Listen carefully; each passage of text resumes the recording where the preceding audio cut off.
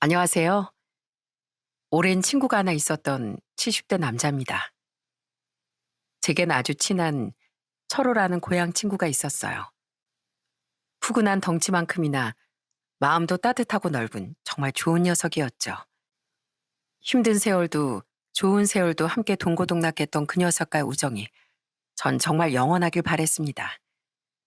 하지만 결국 그 친구와의 우정에 균열이 가는 안타까운 일이 생기고 말았는데요. 그 억장이 무너졌던 일에 대해 오늘 여러분께 말씀드려 보려고 합니다. 제가 철호를 만난 건 고등학생 때였어요. 당시 전 많이 반항적인 아이였죠. 술만 마시면 손찌검하는 아버지와 다방에서 일하며 집엔 관심도 없던 어머니. 그런 잘도 굴러가는 집안에서 정상적인 아이로 자라기란 힘든 일이었거든요. 야, 영구가, 오늘 경순에 가서 술 먹을래? 내가 여자애들도 이쁜 애들로 부를게. 돈 많은 너나 드셔. 난 일하러 가야 돼. 그나마 고등학교도 못 갈 형편이었던 걸 전 저녁마다 잡일을 하며 돈을 벌어 가까스로 그만두지 않을 수 있었답니다. 공장 잔업에 다방 심부름에 하역 보조까지 정말 안 해본 일이 없었죠. 공부엔 관심도 없었건만 학업이나마 끝마치지 않으면 왠지 세상에 지는 기분이 들었거든요. 학교에 다니기 위해 열심히 일하는 꼴통이라니 참 아이러니하죠. 그럼 공부라도 열심히 할 것이지 학교에 가면 전 껄렁껄렁하기 바빴어요. 저와 다르게 부모 잘 만나 허허시실 웃고 다니는 녀석들이 믿기도 하고 저 같은 불행한 학생을 도와줄 생각도 안 하는 선생님들도 싫어서 말이죠. 그런 절 옆에서 정신 차리게 해준 친구가 바로 철호였습니다. 야, 영구가, 넌 너랑 다니는 애들이랑 다르게 못된 짓도 안 하면서 왜 꼭 걔네랑 자꾸 어울려 다녀? 기왕 학교 오는 거 공부도 하고 또 다른 착한 애들이랑도 어울리면 좀 덧나냐? 네가 무슨 상관이야 임마. 건방지게 너 자꾸 까불면 코뼈 나간다. 같은 반이었던 철은 이상하게 절 무서워하지 않고 계속 제게 다가와 공부해라, 청춘이 아깝지 않냐 등등 잔소리를 하더라고요. 귀찮아서 떼어내려고 해도 즐기게 들러붙기에 한 번은 제가 주먹까지 들이밀며 물어봤습니다. 야, 너 내가 좀 받아줬더니 내가 웃음냐? 나 무서울 거 없는 놈이야. 평생 부모님이 네 얼굴 못 알아보게 만들어줘? 대체 왜 이래? 네가 퍽이나 그럴 놈이겠다. 넌 날 기억 못하겠지만 나 너랑 중학교 같은 데 나왔거든. 내가 지금보다 덩치 작을 때 네 친구들한테 두들겨 맞고 돈도 뜯길 뻔한 거 네가 두 번이나 구해줬었어. 네가 태도는 좀 불량해도 다른 학교 애들이랑 단체로 쌈박질할 때 아니면 다른 애들 괴롭히지도 않고 은근슬쩍 다른 애들 구해주기도 하는 거 나 다 알아.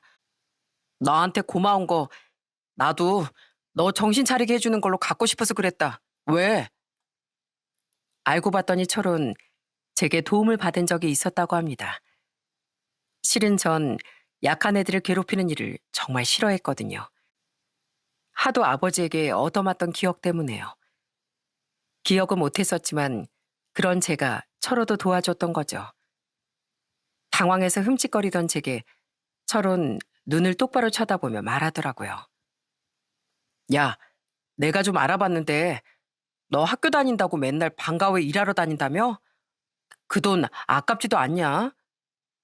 그럼 뭐 공부라도 하라고?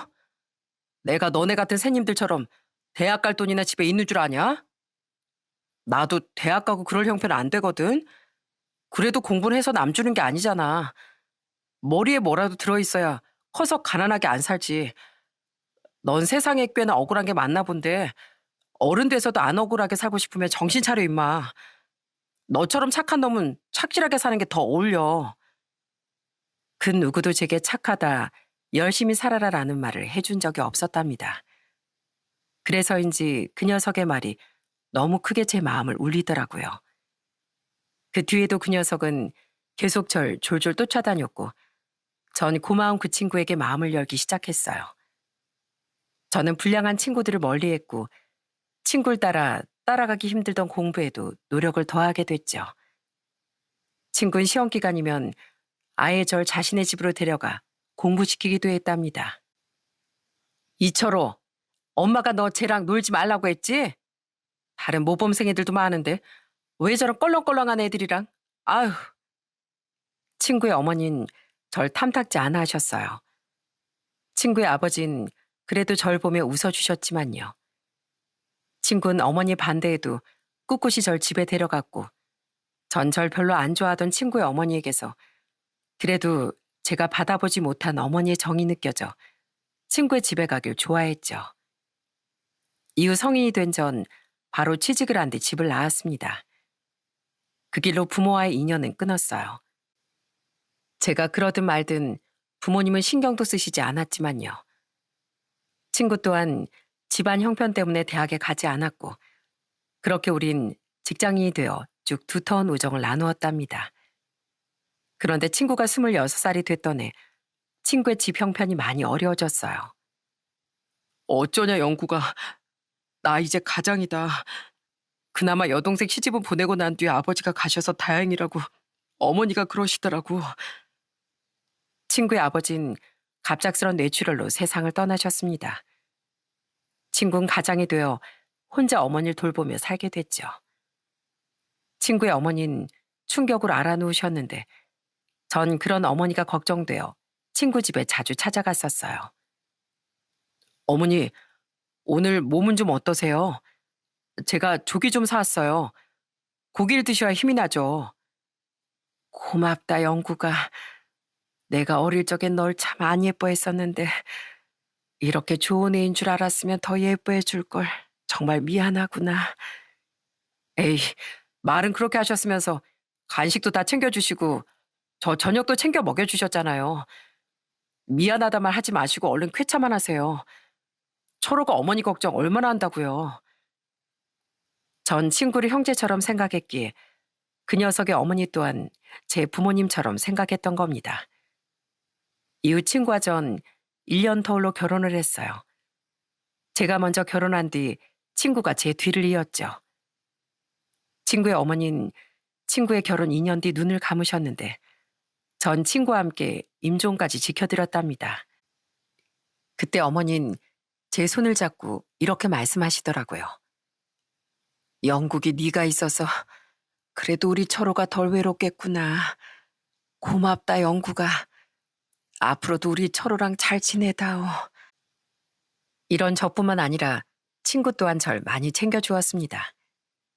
살면서 전 저희 아버지가 알코올 중독으로 어머니가 병환으로 세상을 떠났다는 이야기를 전해 들었었어요.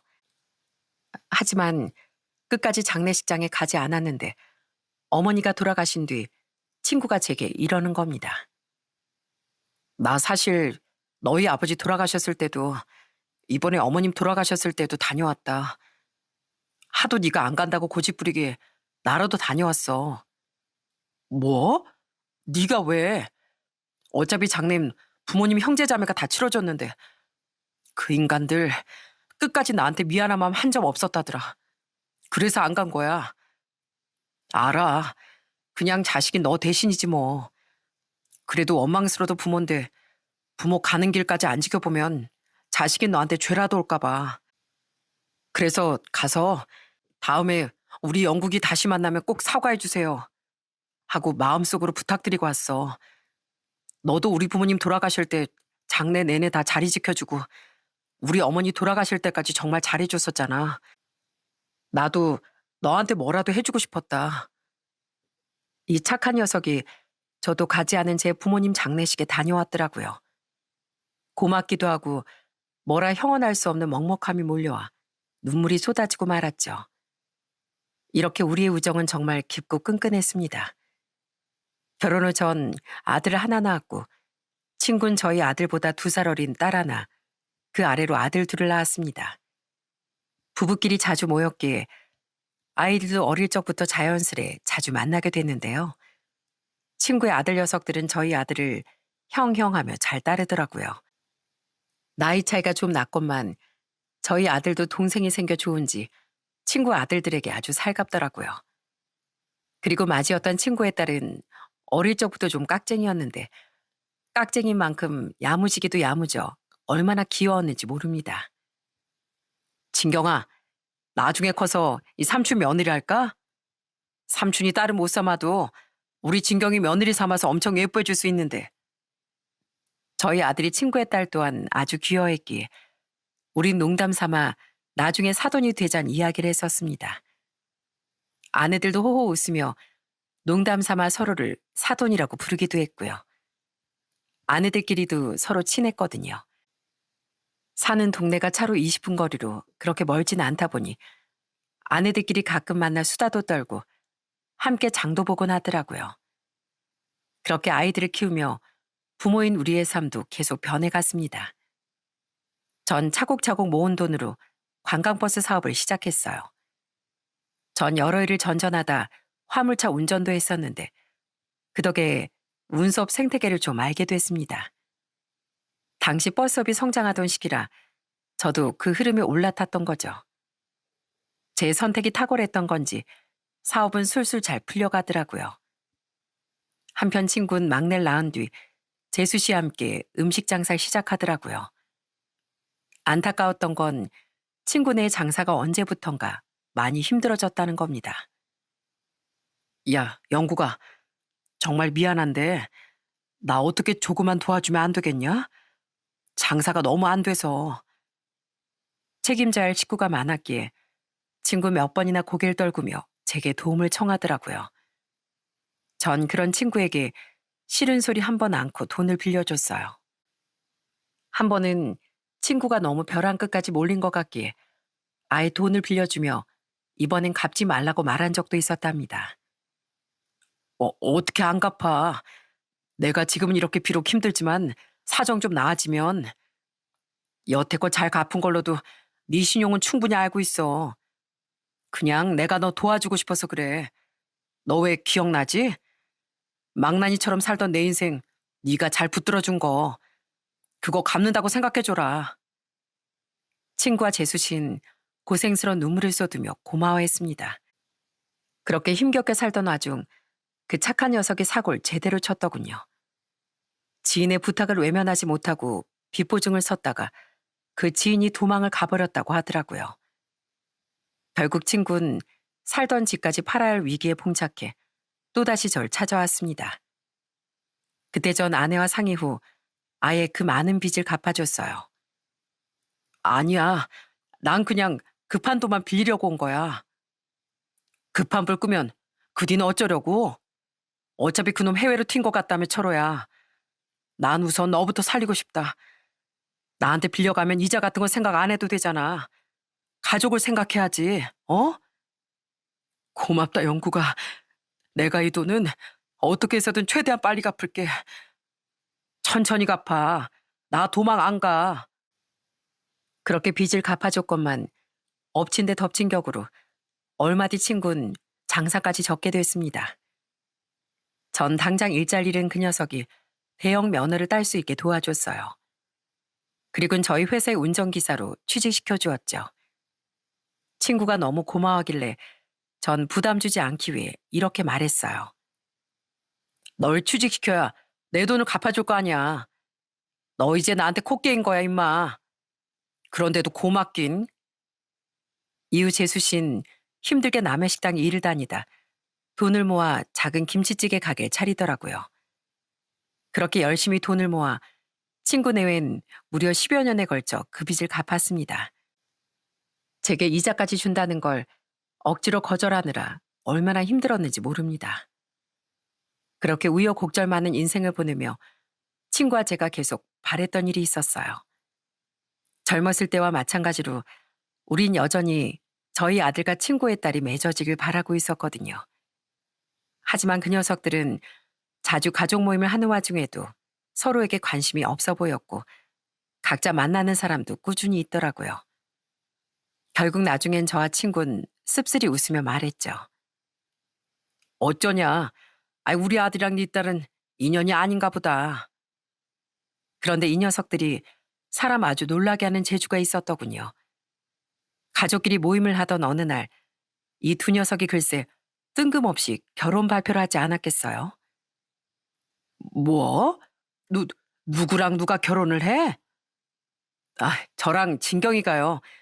실은 저희 사귄 지 벌써 1년 반 넘었어요. 놀라게 해드려서 죄송해요. 그렇게 사귀어봐라 말해도 귓등으로도 안 들을 땐 언제고 갑자기 결혼한다니 입이 떡 벌어지더라고요. 알고 봤더니 둘 다 만나던 사람과 헤어지고 나서 회사에 대한 고충까지 겹쳐 술 한잔하며 고민 상담을 했다더군요. 워낙 남매처럼 자라던 애들이었으니 편하게 그런 자리를 가졌던 거죠. 그러다 눈이 맞았다는데 정말 경사도 이런 경사가 없었습니다. 저와 친구는 아예 어깨춤까지 추며 기뻐했다니까요. 아이고, 이게 무슨 경사냐. 야, 영구가, 너 내 딸한테 잘해줘야 한다. 너 못해주기만 해봐. 내가 너보다 주먹 더 센 거 알지? 허이구, 너 왕년에 이 강영국이 기억 안 나냐? 너나 내 아들한테 잘해줘 임마. 아내들도 인연이라는 게 참 희한하다며 까르르 웃었습니다. 친구의 아들들은 황당함을 감추지 못하며 저희 아들에게 이렇게 말했죠. 형, 다시 생각해봐요. 아무리 봐도 형이 아깝다니까요. 야, 니들 내 동생 아니야? 그러니까 하는 말이야. 도영이 형이 얼마나 좋은 사람인데 누나 같은 왈가닥하곤 안 아, 이것 봐. 동생한테 다 커서 발개질을 하는 거 보라고. 그 가장 행복했던 날의 기억이 아직도 눈을 감으면 선하게 펼쳐집니다. 그 좋았던 시절이 그렇게 짧을 줄은 그땐 미처 상상조차 하지 못했죠. 그렇게 친구네인 우리에게 사돈이 되었고 친구에 따른 며느리가 친구의 아들들은 사돈 총각이 되었답니다.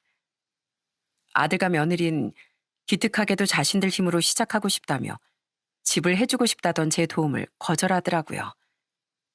그리곤 자신들이 모은 돈과 대출을 더해 전셋집을 얻어 살기 시작했죠. 하지만 축복인 줄 알았던 양가의 결합은 불행으로 향하는 출입문이었답니다. 철호야, 아직 한창이나 이게 무슨 일이냐? 첫 번째 불행은 아이들이 결혼한 지 고작 1년 2개월 만에 찾아왔어요. 친구는 갑작스런 뇌출혈로 세상을 떠나고 말았거든요. 자신의 아버지처럼요. 친구가 쓰러진 뒤 발견이 너무 늦어 친구는 손서볼 새도 없이 하늘로 갔던 겁니다. 몇십 년의 세월을 함께 온 친구의 죽음이 도저히 믿겨지지가 않더라고요. 하지만 남은 가족을 걱정할 친구를 위해 전 정신을 똑바로 차려야 했습니다. 그리곤 친구 대신 안사돈과 사돈 총각들 그리고 며느리를 위로하며 뒤에서 힘이 되어주려고 노력했죠. 그렇게 그 시간을 견디며 친구가 보고 싶을 때마다 전 친구의 사진을 꺼내보며 중얼거렸어요. 매정한 자식, 뭘 좋다고 웃고 있냐? 남은 사람들 다 슬픔 속에 살게 해놓고. 하긴 네가 웃는 게 웃는 거겠냐. 그래도 가족들 걱정은 마라. 의젓한 네 아들들이 안사돈 잘 챙기고 있고 우리 며느리도 나랑 집사람이 무엇보다 우리 아들이 잘 챙기고 있으니까 보고 싶구나. 전 친구를 대신해 친구의 큰아들이 결혼할 때 많은 도움을 주려고 노력했습니다. 따로 친구의 아들을 불러 1,000만 원을 건네주기도 했죠. 삼촌, 아니 사돈 어르신, 이건 축의금이라기엔 너무 많아요. 어차피 네 아버지 살아계셨으면 네 아버지한테 줄 축의금이었어. 잘 살거라. 그래서 꼭 네 아버지처럼 훌륭하고 다정한 가장이 되려무나. 무슨 힘든 일 있으면 꼭 나한테 오고. 그렇게 친구의 가족을 챙기며 전 친구가 없는 삶을 살아나갔습니다. 그러던 와중 오랜만에 집안에 웃을 일이 생기더라고요. 바로 오래도록 임신이 되지 않았던 아들내외에게 드디어 아이가 찾아와 준 겁니다. 친구가 세상을 떠난 지 3년 만의 일이었죠. 우리에게 임신 소식을 알리며 며느린 목이 맨 목소리로 이렇게 말했어요. 저희 아빠가 보내주신 선물인가 봐요. 그래, 분명 철호 그 녀석이 보내준 선물일 게다. 축하한다, 아가. 정말 잘 됐어. 실은 검사 결과 며느리에게 난임의 문제가 있다는 게 밝혀졌었거든요. 하지만 아버지를 잃은 슬픔에 빠졌던 며느리에게 저와 아내도 아들도 그 누구도 시험관 이야기를 꺼내지 않았었어요. 손주도 중요하지만 며느리가 먼저라고 생각했으니까요. 그동안 저와 아내는 상심한 며느리를 위해 최선을 다해 잘해주려고 노력하고 있었죠. 그런 가족들의 보살핌에 다시 기운을 찾은 며느린 스스로 시험관 시도를 해보겠다고 말한 상태였는데요. 딱 그때 자연 임신이 되었으니 모두가 더더욱 기뻐했던 겁니다. 그렇게 어렵게 임신한 며느리가 귀하고 예뻐 아내와 전 며느리를 더더욱 잘 챙겨주었어요. 아들이 며느리를 상전 받들 듯 했던 건 말할 것도 없었고요. 그리고 드디어 건강한 아들이 태어났을 때 저희 아들은 펑펑 울며 오열하더라고요. 믿기지가 않아요, 아버지. 저 조그만 것이 제 핏줄을 이어받았다는 게요. 아버지도 저 태어났을 때 이렇게 기쁘셨어요? 기뻤다마다 아주 세상을 다 가진 기분이었지. 이제 아버지가 됐으니 책임감이 어깨를 누를 때도 많을 거다. 그래도 가장으로서 잘 이겨내며 살아야 돼. 이후 아들은 자신의 소중한 아이를 잘 키우겠다며 전보다 더 열심히 살았습니다. 힘들어하는 며느리를 위해 주말 하루쯤은 혼자 집안일과 육아를 다 도맡고 며느리를 쉬게 해주기도 했죠. 애 낳는다고 일도 그만두고 계속 집에만 있느라 얼마나 힘들겠어요.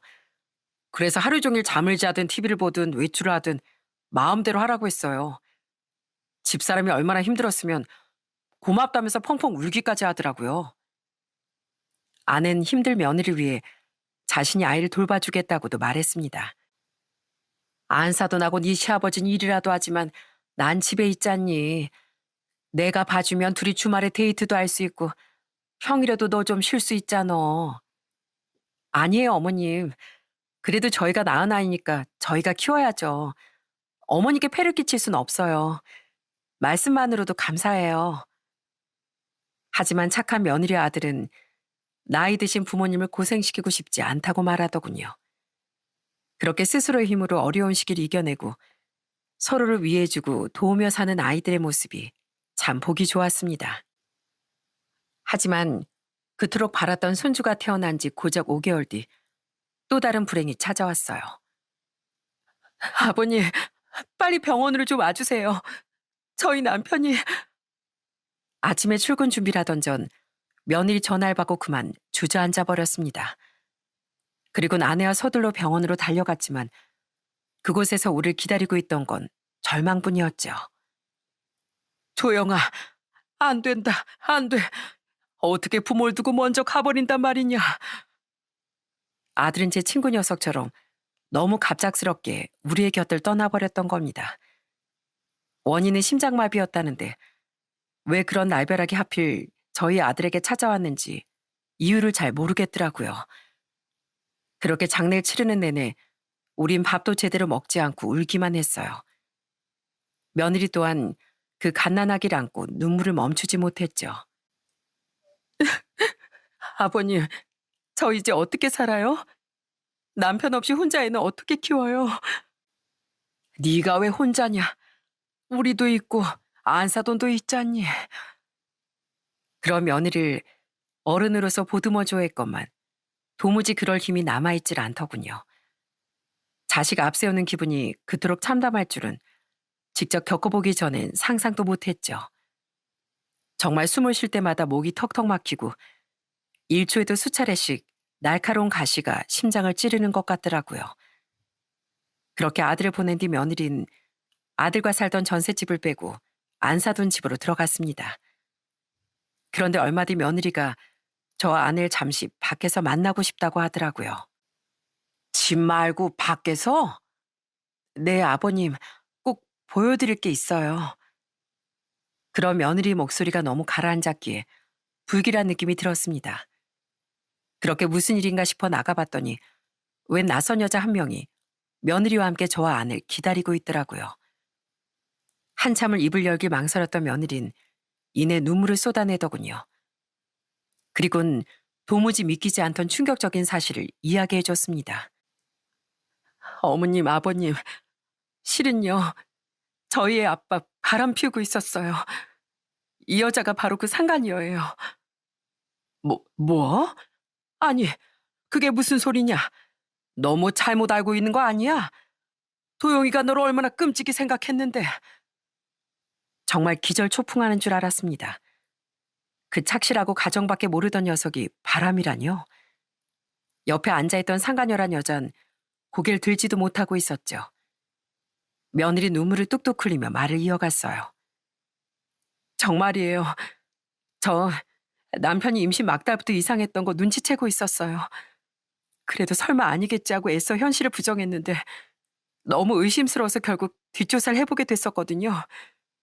근데 정말로 남편이 7개월 넘게 이 여자랑 바람을 피우고 있었더라고요. 어떻게 남편이 저한테 그럴 수가 있는지.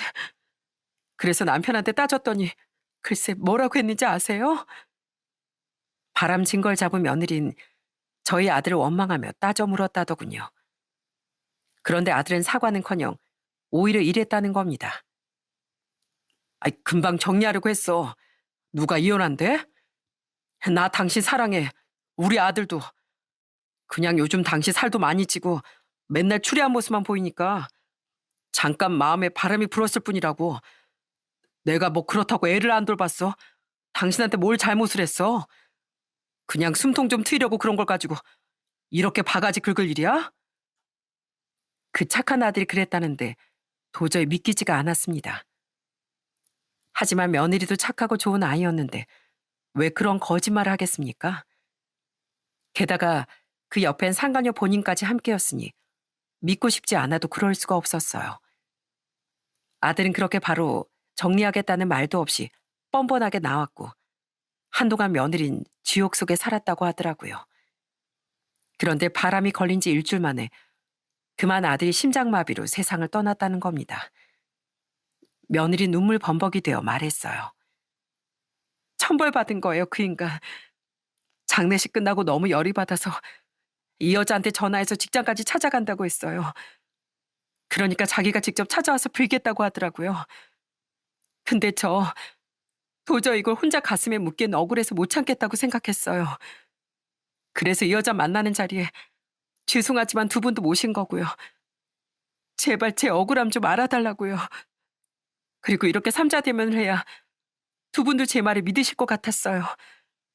저조차도 믿기지가 않았는데 두 분이 과연 제 말을 믿으실까 싶어서요. 죄송합니다. 정말 죄송합니다. 전 정말 그 사람 진심으로 사랑해서 만난 건데 이렇게 허무하게 가버릴 줄은 몰랐어요. 제 감정만 생각하고 모두한테 이렇게 상처 주게 돼서 정말 죄송합니다. 하도 기가 막혀 망연자실하고 있는데 그 상가녀가 울음을 터뜨리며 갑자기 사과를 하더라고요. 그 순간 며느리가 상가녀의 머리채를 잡고 흔들기 시작했어요. 야, 네가 무슨 자격으로 울어? 네가 뭔데 가슴이 아프냐고. 너만 아니었어도 내 남편이 천벌받을 일도 없었어. 너도 죽음으로 가족들한테 사죄해. 우리 아들한테 사죄하라고. 죄송합니다. 정말 죄송합니다. 그 여잔 며느리에게 잡혀 버둥대다 저와 아내 앞에까지 무릎을 꿇고 빌기 시작했습니다. 입만 떡 벌리고 있던 저와 아내는 그런 여자에게 울분을 토했어요. 정말로 당신이 우리 아들이랑 바람을 피웠다고? 어떻게 그런 짓을 할 수가 있어? 같은 여자로서 우리 며느리가 우리 손주가 불쌍하지도 않았어? 이 천벌받을 여자야. 남의 집 파탄내놓고 직장에 알려진 거 무서웠나 보지? 우리 며느리가 받은 상처 어떻게 할 거야? 어떻게 할 거냐고. 아들이 눈앞에 있었다면 당장 뺨이라도 세차게 날리고 싶은 심정이었답니다.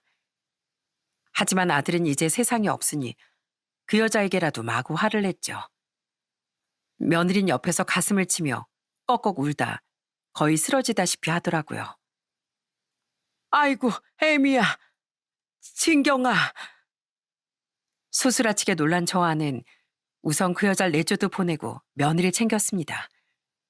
병원에 데려가려고 하는데 며느리 물을 벌컥벌컥 들이키며 그냥 좀 쉬고 싶다고 하더라고요. 그리고 좀 진정이 된 며느린 통곡을 하기 시작했어요. 저 이제 어떻게 살아요? 아무리 바람 피웠어도 제 남편이고 아이 아빠니까 저 다 참고 살려고 했어요. 제가 그 사람 너무 사랑했으니까요. 근데 결국 이렇게 저 혼자 남았잖아요. 당장 직장도 그만뒀는데 엄마한테만 기대서 살 수도 없고 저 너무 막막해요. 어떻게 세상이 저한테 이렇게 잔인할 수가 있죠? 우리가 도와주마. 설마 우리가 네가 힘들도록 그냥 놔두겠냐? 미안하다. 정말 미안해. 아들을 잘못 키운 것도 네가 이런 일을 겪게 한 것도 다 미안하다. 며느리에게 너무 미안해.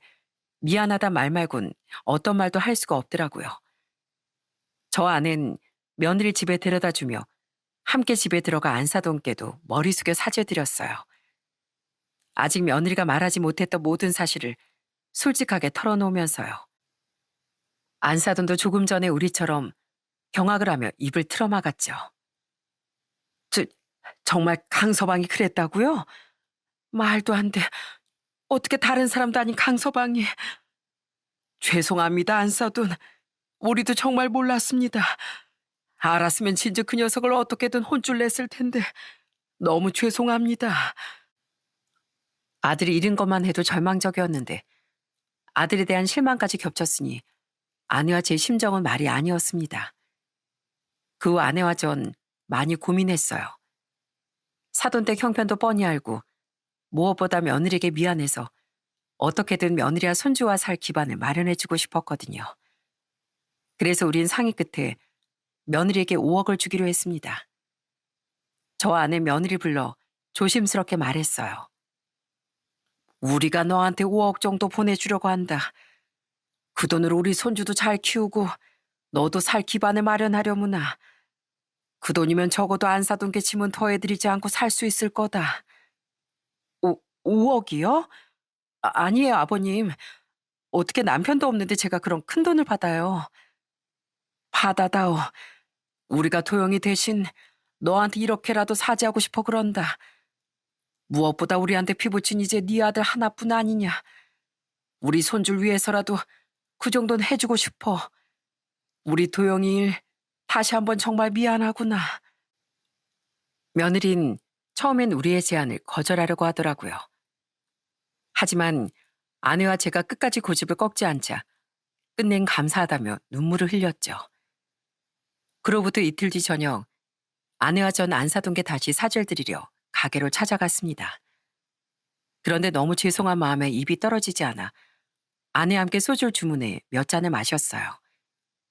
그런 우리를 보더니 안사돈은 소주잔 하나 들고 조용히 우리 옆에 앉더라고요. 손님도 없는데 그냥 일찍 문 닫아야겠어요. 저도 한 잔 주세요. 안사돈, 우리가 정말 면목이 없습니다. 저로 그 녀석 얼굴은 또 어떻게 봐야 할지. 이렇게 다시 사과드리고 싶어서 왔는데 용기가 없어서 술만 독내고 있었네요.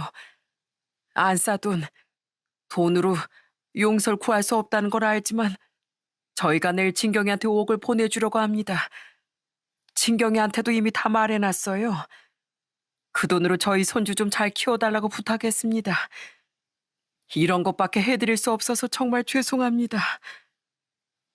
제가 저야말로 두 분께 죄송합니다. 그런데 술을 3잔 정도 마신 안사돈이 눈시울을 붉히며 오히려 사과를 하더라고요. 이게 무슨 말인가 싶어 물었지만 안사돈은 제대로 된 대답은 않고 계속 술을 들이키며 알 수 없는 말만 내뱉었죠. 그냥요. 하늘에서 제 남편이 지켜보고 있을 건데 제가 이러면 안 되는 건데. 그러니까 대체 뭘요? 아닙니다. 아니에요. 이만 저도 정리하고 들어가게. 오늘은 이만 가시죠. 부탁드립니다. 머리가 너무 복잡하네요. 그 상황이 어리둥절했지만 정중히 돌아가길 청하던 안사돈의 말에 아내와 전 집으로 돌아올 수밖에 없었죠. 다음 날 아침 전 며느리에게 돈을 보내주려고 일찍 은행에 가려고 했습니다. 그런데 아침 9시부터 누군가 저희 집에 찾아오지 않았겠어요? 사돈, 어디 가려고 준비 중이십니까? 안사돈, 아침부터 여기 무슨 일로? 애미한테 돈 보내게 은행 가려고요? 안 됩니다. 절대 안 돼요. 내 딸이지만 돈 절대 주지 마세요. 제가 그거 말리려고 이렇게 아침 대바람부터 달려왔습니다. 그 사람은 바로 안사돈이었어요.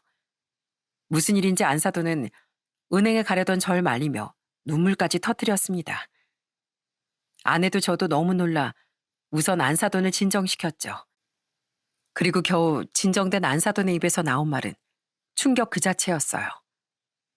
실은요, 두 분이 저희 진경을 집에 데려다 주신 날 저녁 제가 진경이가 통화하는 소리를 우연히 엿듣게 됐어요. 근데 그 통화 내역이 기가 막히더라고요. 바람을 피운 건 강서방이 아니라 바로 우리 진경이었던 거예요. 예? 아니, 그게 무슨... 바람을 피운 사람이 아들이 아닌 며느리였다는 말에 아내와 전 입을 떡 벌렸습니다. 그러니까 안사돈은 며느리가 상간남인 것 같은 남자와 통화하는 내용을 우연히 듣게 되었던 거죠. 너무 당황해서 녹음은 못했는데 그들이 만난 지 벌써 1년이 넘었대요. 심지어 우리 손주, 그 애도 그놈 아이였대요, 글쎄. 불안해서 애가 태어나자마자 몰래 유전자 검사해봤는데 그놈 애가 맞았다고 하더라고요. 예? 애가 우리 도영이 애가 아니라고요? 네. 안 그래도 앞으로 평생이라 어떻게 강서방 자식이라고 속이고 살아야 하나 불안하던 차였는데 오히려 강서방이 그렇게 돼서 다행이라고 했어요. 그 말 듣고 제가 어찌나 경악스러운지. 그 삼자대면 시켜준 상간녀란 여자 있죠? 그 여자도 돈 주고 고용한 사람이래요. 그렇게 두 분 죄책감을 자극해서 더 큰 돈을 뜯어내려고 했다고 하더라고요. 며느린 아들이 바람을 피웠다는 거짓말로 우리에게 돈을 더 많이 뜯어내려고 했다더군요. 그리고 그 돈으로 그 상간나가 천천히 재혼을 하려고 했다고 해요. 마치 아들과 사별한 뒤에 만나서 인연이 된 것처럼 꾸며서요. 제가 그걸 다 듣고 너무 놀라고 숨이 막혀서 웃어 못 들은 척 방으로 들어왔습니다. 그 뒤로 밤잠 한번 제대로 자질 못했어요. 사람이라면 당연히 두 분께 사실대로 말해야 하는 걸 알고 있었는데 제 자식 일이다 보니 선뜻 입이 떨어지질 않더라고요. 근데 두 분이 친경이한테 5억이나 주신다길래 그건 막아야겠다 싶어서 이제라도 뛰어온 겁니다. 정말 죄송합니다. 자식을 잘못 키운 건 저였습니다. 그 충격적인 진실은 처음엔 당황으로 다가왔고 마지막엔 분노가 되더라고요. 안사돈은 더 일찍 말하지 못해 미안하다며 하염없이 흐느꼈죠. 저와 아는 차마 그런 안사돈 앞에서 괜찮다는 대답을 해주지 못했습니다. 이후 돈을 주고 뒷조사를 해보니 며느린 자기가 원래 다니던 헬스장 트레이너와 바람이 났었더라고요.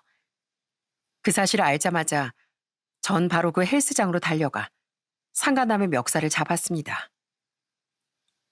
왜 이러세요? 아저씨 누구세요? 누구? 강도영의 애비 되는 사람이다. 네가 바람 펴서 애까지 낳게 한 내 며느리 이진경이 남편, 그의 아빠라고. 네? 아니 저기 어르신, 우선 진정하시고 밖에 나가서 얘기하시죠. 네?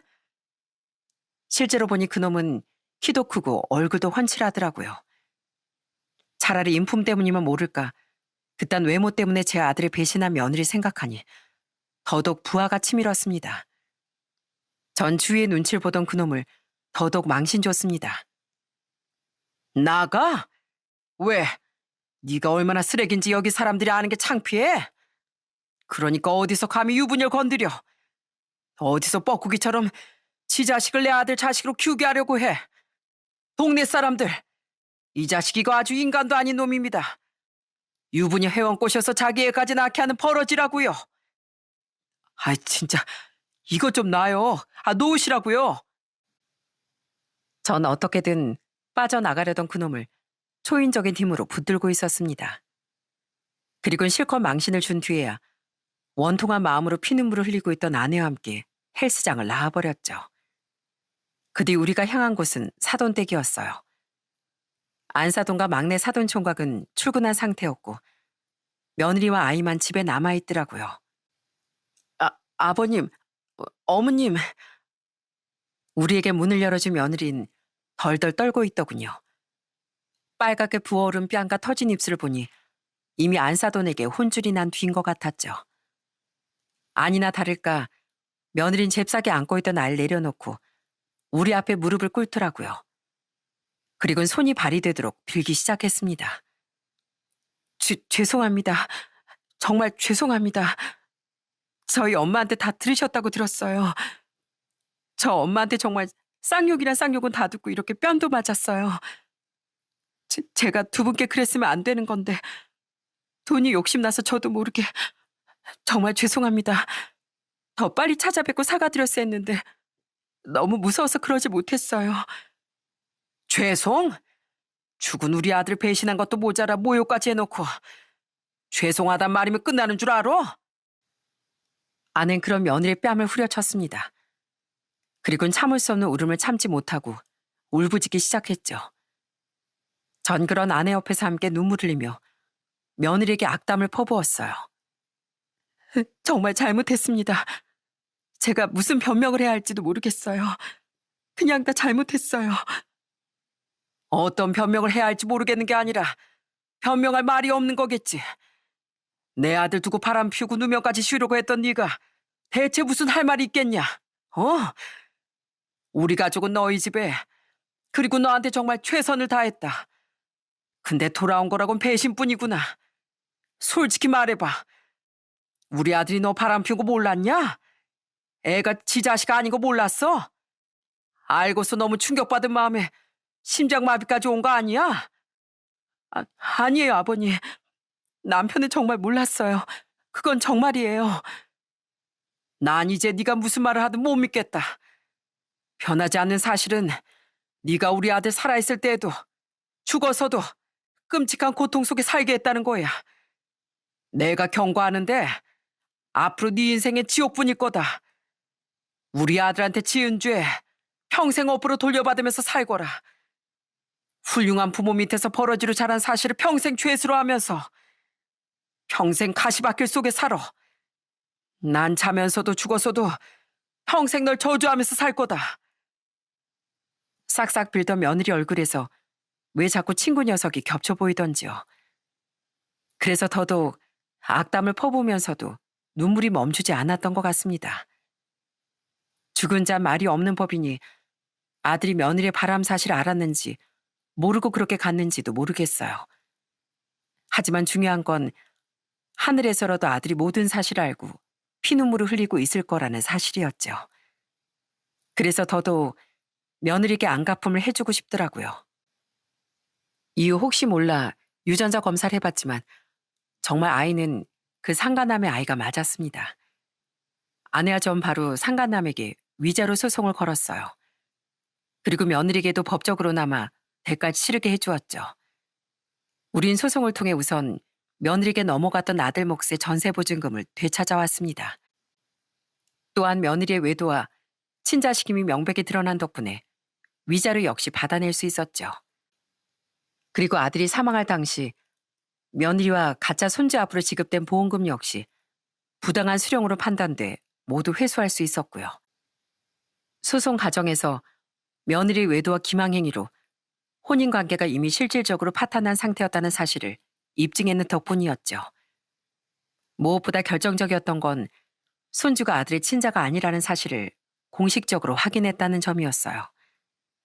친자가 아님이 밝혀진 이상 그 아이는 아들의 상속인이 아니기에 보험금에 대한 권리 또한 존재하지 않았던 거죠. 그 모든 소송이 끝난 날, 전 아들의 납골당에 찾아가 한없이 흐느꼈습니다. 도영아, 이 아빠 엄마가 네 억울함을 이렇게라도 갚았다. 그런데 갚은들 무슨 소용이냐? 이제 넌 이 세상에 없는데. 그래도 조금이나마 억울함을 풀고 편히 쉬거라. 이 아버지가 끝까지 지켜주지 못해 미안하구나. 그리고 며칠 뒤 전 친구의 납골당에도 찾아갔어요. 혼자 술을 몇 잔 걸친 뒤라 취기가 오른 채 친구 앞에서 넋두리를 들어놓았죠. 야, 철호야. 네 딸 매정하게 혼쭐 내줬다고 너 설마 서운한 거 아니지? 이해 좀 해줘라. 오죽했으면 안사돈도 자기 딸을 집에서 내쳐버렸겠냐. 사람이 차마 해서는 안 될 짓을 저질렀으니까 그랬겠지. 철호야, 나 그래도 너랑 네 가족한테, 네 딸한테도 할 만큼 잘했었다. 그러니까 이번 일은 서운해하지 마라. 아무리 친구가 소중해도 내 자식 일보다 중요한 게 어디 있겠냐. 영원히 두터울 것만 같았던 친구의 우정까지 뒤흔든 며느리가 정말 원망스러웠어요. 친구에게 말했던 며느리는 자신의 가족에게도 버림받았습니다. 며느리에게 크게 실망한 안사도는 며느리와 상간남의 아이를 결국 집에서 내쫓았다고 하더라고요. 저희 아들을 정말 좋아했던 며느리 동생들도 등을 돌린 건 마찬가지였기에 며느린 그렇게 가족을 모두 잃어버리고 말았죠. 그렇게 모든 소송이 끝나고 얼마 안 지났던 어느 날 며느리가 저희 집으로 찾아왔더라고요. 복도에서 하도 아기가 시끄럽게 울기에 이웃집 눈치가 보여 우선 문을 열어줬더니 며느린 차가운 현관에 무릎 꿇은 채 엉엉 울었습니다. 아버님, 제가 정말 잘못했어요. 결혼 전부터 어머님 아버님이 저한테 얼마나 잘해주셨는데 제가 왜 그랬는지 모르겠어요. 잘생긴 얼굴로 좀 잘해주니까 제가 잠깐 미쳤었나 봐요. 우린 널 용서해줄 생각 없다. 이미 우리 인연은 끝이 났으니 이런 사과 같은 거 필요 없으니까 나가거라. 아버님, 제발 저 좀 받아주세요. 서문우 그 자식이 저랑 자기 자식까지 다 버려버렸다고요. 저 이제 정말 의지할 곳 없는 혼자예요. 며느린 집에서 쫓겨난 후 상간남과 새 가정을 꾸리려고 했다더군요. 그런데 그 상간남이 며느리를 받아주지 않았다고 해요.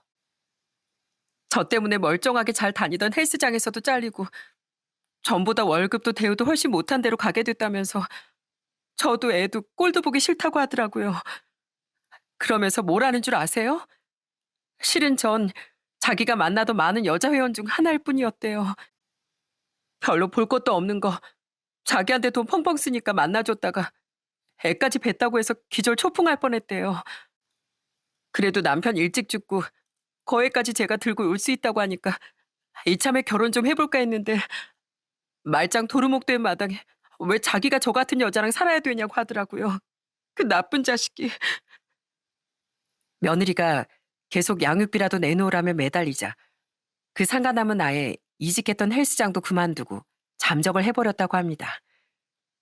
양육비 소송을 걸려고 해도 어디 있는지 찾질 못하니 결국 며느린 애도 온전히 혼자의 힘으로 키우게 됐던 거죠. 그렇게 끈떨어진 연이 된 며느린 아쉬운 마음에 우리에게 찾아와 애걸복걸했던 거예요. 며느린 제 친구까지 들먹이며 제게 애원하더라고요. 아버님, 제발 저희 아빠를 생각해서라도 저 좀 도와주세요. 감히 어디서 네 아빠를 입에 올려. 그나마 네 아버지랑 엄마 덕에 내가 법적 응징 정도에서 그쳤던 거다. 아니었으면 난 절대 널 가만두지 않았을 거야. 네 잘못을 망한 네가 대체 뭐가 그렇게 억울하고 서글픈지 난 도무지 이해를 못하겠구나. 어쨌든 넌 살아있고 내 아들은 하늘에 갔잖니. 난 분통이 터져서 더는 평생 널 보고 싶지 않다. 그러니까 나가거라. 또 한 번 찾아왔다간 그땐 정말 내가 무슨 짓을 할지 모르겠으니까 두 번 다시 우리 집에 나타나지 마. 전 울부짖으며 며느리를 집에서 내쫓았습니다. 결국 며느린 그렇게 안사돈의 정의로운 폭로로 인해 추악한 실체가 드러나며 모든 걸 잃었죠. 그렇게 며느리를 내쫓은 후 벌써 1년이 넘는 시간이 흘러갔네요. 그 뒤 며느리의 근황은 모르겠습니다. 비록 며느리와는 철천지 왼수지간이 됐지만 전 친구를 위해 아직도 안사돈과 다른 자식들은 잘 챙겨주고 있는데요. 친구의 가족 모두 아직까지 며느리와 왕래하지 않고 지낸다고 하더라고요. 전 아들을 떠나보낸 후 사업을 조용히 정리했습니다. 더는 보살필 자식도 없는데 이렇게 열심히 살아 뭐하나 싶었거든요. 무엇보다 아들을 보낸 후 아내의 건강이 조금씩 약해지고 있어 옆에서 제가 직접 보살펴주고 싶었어요. 아들까지 잃은 마당에 이제 정말 하나 남은 가족까지 잃을 수는 없었으니까요. 전 앞으로 제게 남은 유일한 가족, 아내를 지켜주며 남은 생을 채워나가려고 합니다. 남은 시간 내내 아들에 대한 그리움을 떨쳐낼 수는 없을 겁니다. 자식 앞세운 부모는 그저 죽지 못해 살아가는 법이니까요. 이렇게 견디고 견디다 아들을 만나러 떠날 시간이 좀 일찍 찾아와 준다면 그것만으로도 더 바랄 게 없을 것 같습니다. 전 아내와 함께 이곳 사연을 꾸준히 챙겨 듣고 있는데요. 들어보면 제 사연처럼 알고 봤더니 자식이나 손주가 내 핏줄이 아니었다는 아픈 사연들이 종종 있는 것 같더라고요. 그래서 저도 용기 내어 제 사연을 신청해 볼 수 있었던 거예요. 안타깝지만 요즘엔 정말 자식뿐 아니라 손주까지도 유전자 검사를 해봐야 안심이 되는 시대가 온 것 같습니다. 그런 걸 보면 세상이 참 많이 망가진 것 같아 슬프더라고요. 부디 미쳐 돌아가고 있는 세상이 조금이라도 정상으로 돌아오길 사연을 마무리하며 간절히 바라보고 싶습니다. 그럼 전 여기서 이만 제 사연을 마치겠습니다. 끝까지 들어주신 모든 분께 늘 좋은 일만 가득하시길 빌겠습니다. 감사합니다.